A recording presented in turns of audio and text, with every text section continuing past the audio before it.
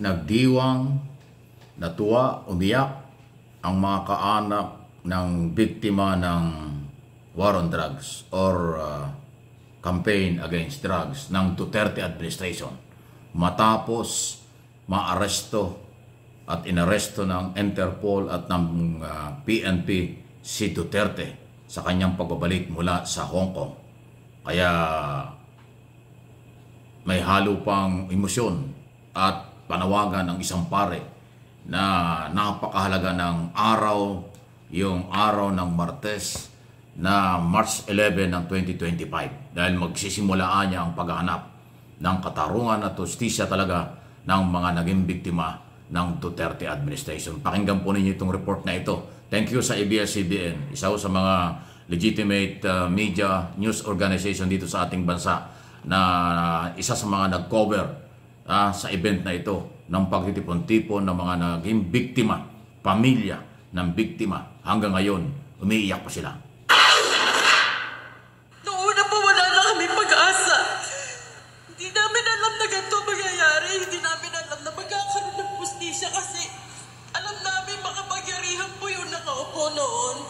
Tugon sa panalangin para sa hustisya kung ituring ng kapamilya ng mga biktima ng kampanya kontra droga ng nakaraang administrasyon ang pag-aresto ng pulisya kay dating Pangulong Rodrigo Duterte ngayong Martes. Nagtipon-tipon sila sa Sacred Heart Parish sa Camuning, Quezon City para sa isang misa ng pasasalamat at paghilom.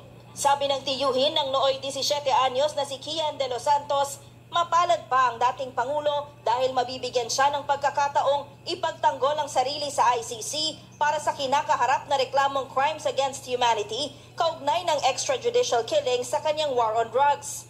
Di tulad ng kanyang pamangkin na pinatay sa isang police operation noong 2017 matapos maakusahang sangkot sa transaksyon ng illegal na droga. Aking ang pamangkin hindi nga nadala sa korte. Ang daming akusasyon na binato noong pinatay ito. Masaya kami. No? Dahil ito yung ilang taon na namin iniintay. No? Ang managot, yung dapat managot. Kahit kailan, hindi ako nawala ng pag-asa at kahit kailan, naniniwala ako sa katarungan. Para kay Father Flavie Villanueva na nanguna sa misa, paalala ang araw na ito na hindi mananaig ang kadiliman. March 11, 2025 po, itatak natin sa ating mga isip at puso, tagumpay ng katarungan, tagumpay na para sa atin lahat na paalala, hindi magtatagumpay ang kadiliman. Ngayon pong araw na yon. Isang misa ng pasasalamat din ang idinaos sa Ina ng Lupang Pangako Parish sa Payatas, Quezon City, kung saan nagmarcha papuntang altar ang kapamilya ng mga biktima ng war on drugs, bit-bit ang larawan ng kanilang pumanaw na mahal sa buhay. Tuwa po ako dahil nagkaroon ng yung pagpapatay ni Duterte sa anak ko. Sinundo na lang po ako sa bahay na yung anak ko nakatiyaya na sa kalsada. Nasisiyahan din ang damdamin ko pero maski na ganun masakit sa damdamin ko dahil ang mga apo ko naghihirap. Ayon sa abogadong si Cristina Conti at grupong Human Rights Watch, malaking hakbang ito para masimulan na ang pagdinig. Walang katumbas ang saya na nararamdaman nila ngayon. Dahil magkakaroon na ng pagkakataon na marinig yung side nila at side niya ng sa isang maayos at patang sa paraan. It doesn't mean na dahil matanda ka na o may karamdaman ka na, exempted ka na sa pagpapatupad ng batas. Kailangan managot ni Presidente Duterte.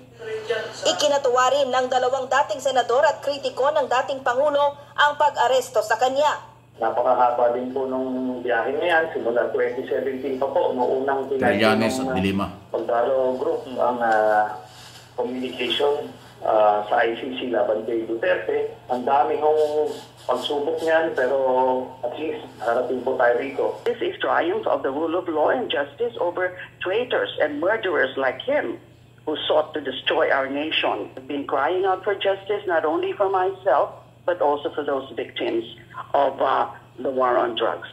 Naniniwala naman si Kidapawan Bishop Jose Colin Bagaforo na ito na ang panahon para patunayan ni Duterte ang nauna niyang pahayag na handa niyang harapin ang resulta ng kanyang mga naging aksyon. Binabantayan na rin ng Commission on Human Rights ang takbo ng kasong ito. Naniniwala rin ang komisyon sa patas na prosesong legal para maungkat ang katotohanan sa likod ng mga umano'y human rights violation. Inalala naman ni dating UN Special Rapporteur Agnes Callamard sa isang social media post ang mga biktima ng war on drugs at mga nakikipaglaban para sa hustisya. Ayan o. So mapakalinaw po yung balitang yan. So ayan, lahat ng sektor, biktima ng paglabag sa karapatang pantao, politiko, Trillanes, Dilima, at iba pa ho tungkol dyan. At yung mga abogado nagsabi. Kasi nga sinasabi niya, may edad na si dating Pangulong Duterte. 80 years old na yan, may sakit pa. So sinabi ng isang abogado, wala naman pong exemption sa batas. Pag ikaw may edad or may sakit, bibigay kayo ng pagkakataon kung paano kayo pagamot lahat. Pero yung pananagutan nandun pa rin. So ayun po yan.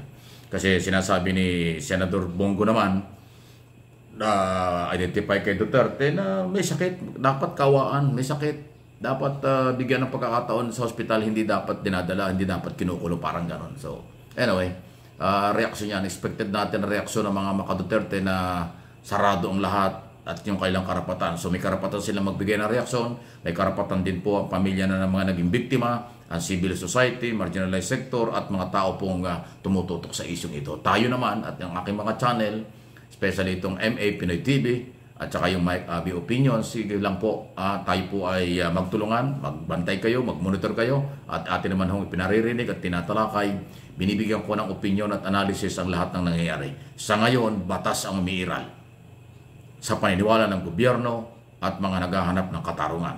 Pero sa kabila, doon naman sa kampo ng mga Duterte, ang tingin nila walang batas. Naharas sila.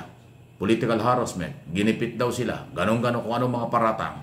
Pero hindi po yan ang mananaig. Nanaig ay ang rule of law. Kasi ang policy ni Pangulong Marcos, rule of law, pairali ng batas. Iyan ang nangyari. Nag-imbestiga ang ICC dahil ang complainant mga Pilipino, lumabas ang warrant of arrest, Interpol ang ginamit, walang nagawa ang Philippine government kung hindi harapin ito. Katulad ng sinabi ni Juan Ponce Enrile, Chief Legal Counsel, huwag niyong sisihin ng gobyerno. Hindi kasalanan ng gobyerno under President Marcos ang nangyaring ito.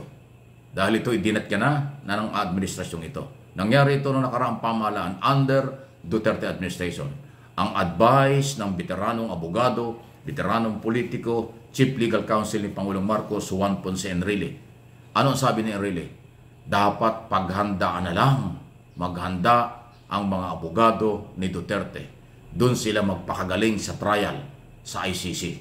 Wala na anya tayong magagawa rito. Kahit anong gawin, kahit magsisiyan pa. Walang kasalanan ng gobyerno, sumunod lang ho sa arrest warrant. Warrant of arrest na galing sa ICC.